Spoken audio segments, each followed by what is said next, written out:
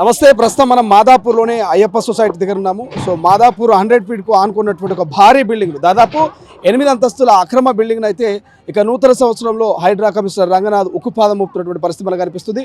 ఇప్పటికే బాహుబలి క్రేన్ చేరుకుంది ఒకటి, ఇక కూల్చివేతలు మొదలుపెట్టింది, మరొక క్రేన్ కూడా వచ్చేటువంటి అవకాశం మనకు కనిపిస్తుంది.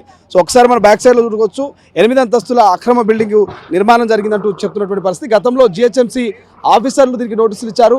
హైకోర్టు కూడా దీన్ని ఒక కన్స్ట్రక్షన్ను ఆపివేయాలంటూ కూడా ఆదేశాలు జారీ చేసింది. అయినప్పటికీ పట్టించుకున్నటువంటి పరిస్థితి. సో మళ్ళీ తిరిగి కొంత కూల్చివేసిన తర్వాత, ఎవరైతే జిహెచ్ఎంసీ అధికారులు బిల్డింగ్ కొంత కూల్చివేసిన తర్వాత తిరిగి మళ్ళీ కన్స్ట్రక్షన్ ప్లాన్ చేసినట్టు తెలుస్తుంది. దాదాపుగా 8 అంతస్తులు అంటే G+5 కింద 2 సెల్లార్లు నిర్మించినట్టు తెలుస్తుంది.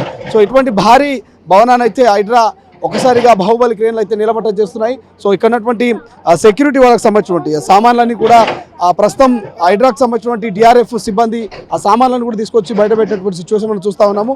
సో ఇక్కడ సెక్యూరిటీగా ఉన్నటువంటి ఆ కుటుంబానికి సంబంధించినటువంటి ఆ గ్యాస్ కావచ్చు, అదేవిధంగా ఫ్రిడ్జ్ కావచ్చు, ఇతరితర వంటకు సంబంధించినటువంటి సామాగ్రిలంతా కూడా లోపలే ఉండిపోయాయంటూ వాళ్ళు ఆవేదన వ్యక్తం చేసినటువంటి సందర్భంలో డిఆర్ఎఫ్ సిబ్బంది అంతా కూడా సామాన్లను తీసుకొచ్చి బయటకు పంపించినటువంటి ఆ పరిస్థితి మనం చూస్తూ ఉన్నాము. సో ఒకసారి విజువల్స్లో చూసుకున్నట్టయితే కూల్చివేత మొదలైంది. దాదాపు 684 గజాల్లో ఉన్నటువంటి ఈ యొక్క అక్రమ నిర్మాణాన్ని అయితే హైడ్రా కమిషనర్ రంగనాథ్ నిన్న శనివారం రోజు వచ్చి పరిశీలించారు.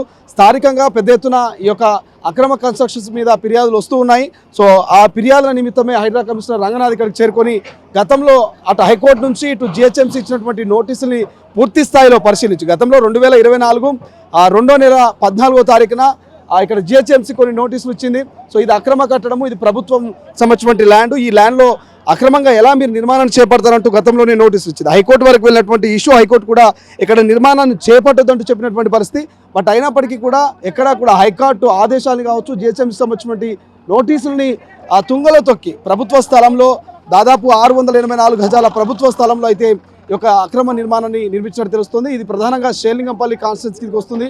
సో షేర్లింగంపల్లి కాన్స్టిట్యున్సీ పరిధిలో ఉన్నటువంటి ఏదైతే అయ్యప్ప సొసైటీకి దగ్గరలో ఉంటుంది. సో అయ్యప్ప సొసైటీకి సంబంధించినటువంటి ఈ యొక్క పూర్తి ల్యాండ్ కూడా గవర్నమెంట్కి సంబంధించినటువంటి ల్యాండ్.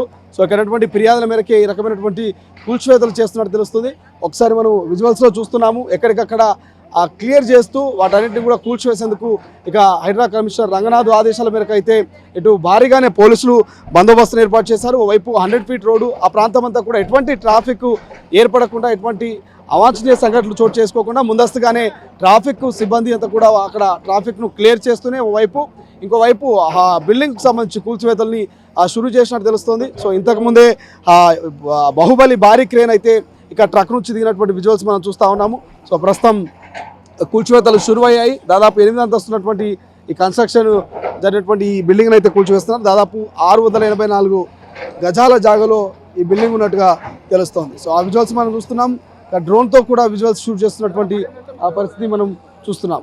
ప్రపంచంలో ఏ మూల ఏ క్షణం ఏం జరుగుతుందో వేగంగా తెలుసుకోవడానికి తొలి వెలుగు వాట్సాప్ ఛానల్ని ఫాలో చేయండి.